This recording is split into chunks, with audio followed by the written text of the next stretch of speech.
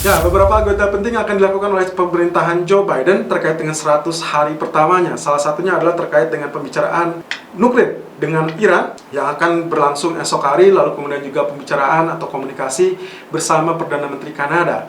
Ini adalah terkait dengan pencabutan izin pipa K-Line XL yang sempat dirumorkan sudah dicabut atau akan dicabut saat Biden resmi dilantik. Dan terkait dengan paket bantuan COVID senilai 1,9 triliun bukan didesain di angka tersebut, melainkan secara bertahap dan sesuai dengan keperluan. Dan tentunya terkait dengan proposal khusus yang diajukan oleh Biden kepada Kongres. Nah, untuk urusan kabinet sendiri sebetulnya dari beberapa nama yang dicalonkan atau yang diajukan oleh Joe Biden sama sekali belum ada yang mendapatkan persetujuan dari Senat. Termasuk salah satunya adalah Menteri Keuangan, yaitu yang dipromosikan oleh Janet Yellen, mantan Ketua Fed. Kalau ini terbentuk, maka ekspektasi bagi para pelaku pasar adalah terkait dengan stimulus yang besar dan juga soliditas yang akan ditunjukkan antara Menteri Keuangan bersama dengan Ketua Fed Jerome Powell.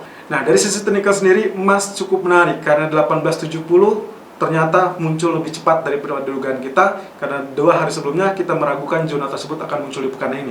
Tapi apa yang terjadi kurang lebih sesuai dengan ekspektasi dan juga rancangan yang pernah kita kupas dari sejak hari Senin terkait dengan pola yang pernah terbentuk di bulan Maret, awal Desember, dan kali ini kembali terulang. Nah, apakah kenaikan akan berlanjut atau justru kembali tertahan?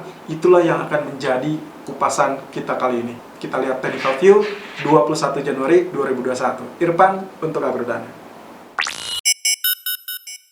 Technical Outlook 21 Januari 2021 jam 11:28 waktu Indonesia bagian Barat, kembali dengan DXY Outlook atau US dollar yang lagi-lagi ternyata memang berada di dalam pergerakan range Fibonacci retracement ya, seperti apa yang sempat kita kupas kemarin. Lalu kemudian ingat kita masih dalam fase menanti apakah kelanjutan ataupun kontribusi ataupun konfirmasi dari Evening Star ya. Nah, Evening Star kemarin justru sebetulnya sudah bagus ya, dia sudah cukup mengalami penurunan, tapi di pertengahan malam memang dia sempat spike. Dan di sini Anda bisa lihat sendiri spike-nya pun lagi-lagi hanya membentuk tail dan ditutup di areal ini. Ya, small body tapi tail yang cukup panjang, itu areal atas ataupun areal bawah ya. Saya asumsikan ini adalah spinning top, di mana spinning top ini berarti 50-50. Bisa diasumsikan seperti demikian kalau secara volume berimbang dan juga secara kesempatan atau peluang juga berimbang, baik itu bullish ataupun bearish. Jadi kemungkinan penentunya kalau saya asumsikan ini diabaikan, berarti kita masih tetap melirik Evening Star, yang artinya lagi bahwasanya hari ini akan kecenderungan mengalami penurunan.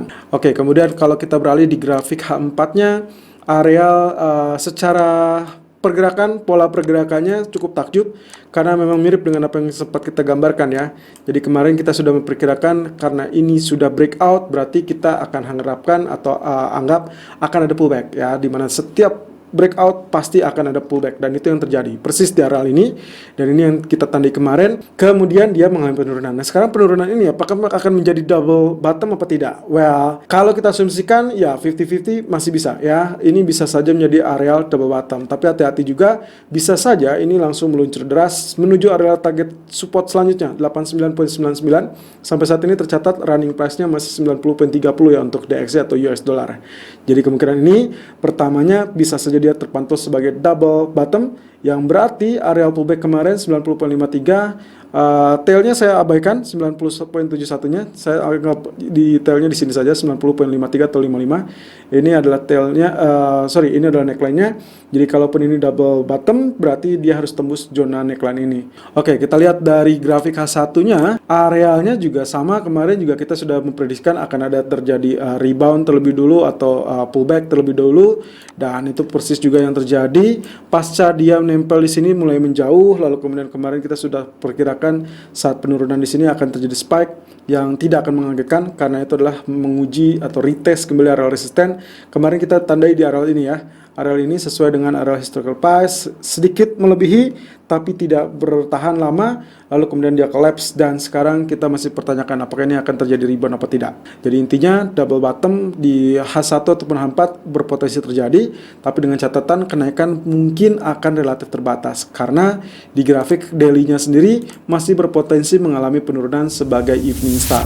Technical view Gold 21 Januari 2021 jam 11.33 menit waktu Indonesia bagian Barat, high 1872.50, low 1866.70, running price 1871.50. Selamat untuk Anda yang berhasil memanfaatkan areal dari supportive level ya. Dimana kemarin kita sudah sempat membahas, dari sejak hari Senin pun kita sudah sempat membahas terkait dengan kecurigaan atau suspected ekspektasi juga, di mana pola di bulan Maret saat dia sudah tembus MA 200 ke bawah, tapi ternyata dengan pengumuman atau ekspektasi terkait dengan stimulus berhasil membangkitkan kembali dan menembus kembali areal MA 200 tersebut. Terulang lagi di areal bulan atau di awal Desember, dan kemarin pun kita sudah mencurigai areal ini akan relatif sama. Ya, ternyata betul-betul terulang. 1, 2, 3. Ya, candle ketiga dia baru tembus lagi ya. Jadi ini kurang lebih ekspektasinya sudah sesuai. Lalu kemudian apa yang selanjutnya harus dilakukan atau akan terjadi? Oke. Kalau kita melihat, tidak usah jauh-jauh, kalau misalnya kita lihat dari potensi Maret, memang ini ekspektasinya terlalu tinggi ya, sampai dia di bulan Agustus pun dia membentuk all time high di 2075. Tapi kalau kita asumsikan ini kita keep saja, mungkin jarak atau medium term bisa ya, bisa untuk melakukan ini. Apalagi kalau memang ternyata paket stimulus fiskal tetap akan dilanjutkan dan kemungkinan berpotensi disetujui oleh Kongres. Nah, tapi yang paling pendek saja kita akan melihat asumsinya dari pola di bulan Desember. Kalau misalkan lihat dari sini, maka kita asumsikan sama, areal terendahnya lebih tinggi, berarti ya jaraknya pun tidak terlalu jauh, berarti ada kemungkinan ini pun bisa dilewati. Ini adalah terakhir kita mencapai 1959. Well, saya tidak bicara tentang itu hari ini, tapi dalam fase yang bertahap. Ingat bahwasanya pergerakan ini masih sangat memungkinkan, terutama kalau 50% Fibonacci retracement yang kita miliki sejak 2 bulan terakhir. Sengaja saya tidak hapus karena ingat patokan saya adalah big trend.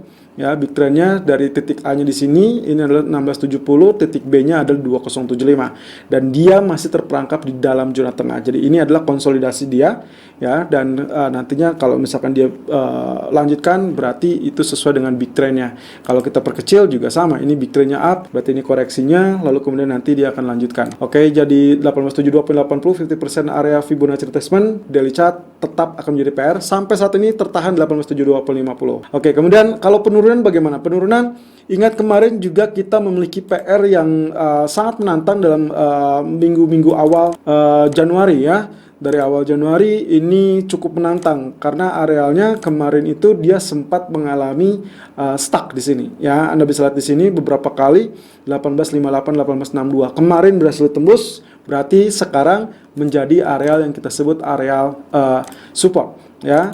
Selain itu 1848 lagi-lagi, dan terakhir adalah MA 200 tentunya. Kali ini 1844 ya, 1844.90. Oke, kemudian kalau berhasil 1872 mau kemana? Oke, target selanjutnya yang paling dekat adalah ini ya. 1894 atau 1896 kurang lebih, atau 1900 ya, ini udah 1900. Wow, ini terlalu tinggi. Saya rasa yang paling memungkinkan yang terdekat ini ya, 1885. Oke, saya split terlebih dulu seperti biasa indikator yang akan kita lihat. Ternyata dia sudah sentuh zona Bollinger Tengah. Persis ya dengan apa yang kemarin kita ekspektasikan.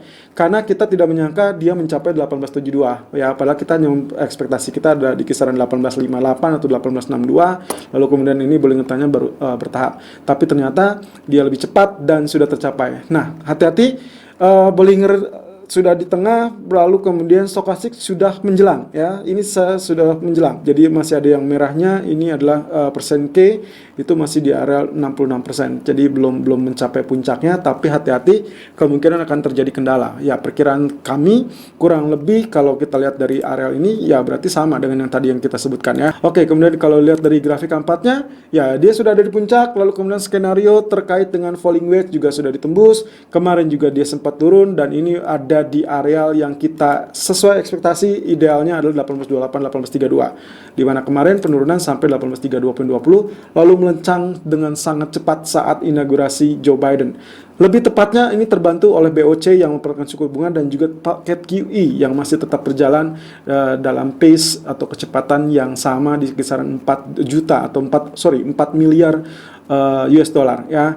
Kemudian jadi kalau misalkan lihat dari stokastiknya kita harus sesuaikan, berarti dia akan ada koreksi. Koreksinya sampai mana? Yang kurang lebih yang terdekat adalah ini ya. Zona ini berada di 1862. Itu sebabnya kenapa tadi pagi saya mengasumsikan 1862. Di grafik H1 pun sama, dia sudah atas, jadi ada kemungkinan dia akan koreksi. Bollinger Tengah 1862. Jadi dua indikasi, yaitu dari historical price 1862, ternyata di Bollinger Tengah di grafik H1 pun 1862. Jadi kita memiliki areal yang sama, berarti itu adalah areal support kuat. Sampai saat ini tertahan masih di 1866. Kembali di grafik ini, grafik H1 kurang lebih saya masih juga menggunakan Fibonacci retracement. Ini saat penurunan terakhir ya, penurunan terakhir dari 1927 sampai 1816, meskipun sempat tail 1809 ya. Sekarang berada di mana? Dia sudah kurang lebih 50% dari areal penurunan sebelumnya. Jadi kita akan ekspektasinya adalah harus melewati atau bahkan sampai 76,4%. Kalau itu yang terjadi berarti bullish sudah akan ada atau setidaknya sudah membuka jalur kembali ya. Hati-hati 50%-nya masih bertahan 187200, itu persis dengan area yang sama sekali di grafik daily. Kalau pingin Anda lihat lebih detail, saya pindahkan ke sini, grafik sini. Oke, kita lihat dari sini menggunakan Fibonacci retracement ya, karena dia sudah sempat mengalami kenaikan seperti itu. Berarti yang paling aman ya, kita cari dari Fibonacci retracement-nya, ternyata area 23,6% di 1862 juga. Jadi tiga cara yang kita miliki menunjukkan area yang sama, itu menandakan area penurunan atau support akan berada kuatnya di 1862. Jadi untuk hari ini silakan lakukan buy on dip kurang lebih zona 18 ya 60 ataupun 1862, atau mungkin Anda kisaran atau area terdekat dari area 1862 itu sudah bisa Anda gunakan. Kemudian target pertamanya adalah 1868,60, target kedua adalah 1875,30. Stop loss kurang lebih di zona 1854,00. Selalu gunakan stop loss dan risk management sesuai dengan equity dan strategi trading Anda. Irfan untuk atur dana.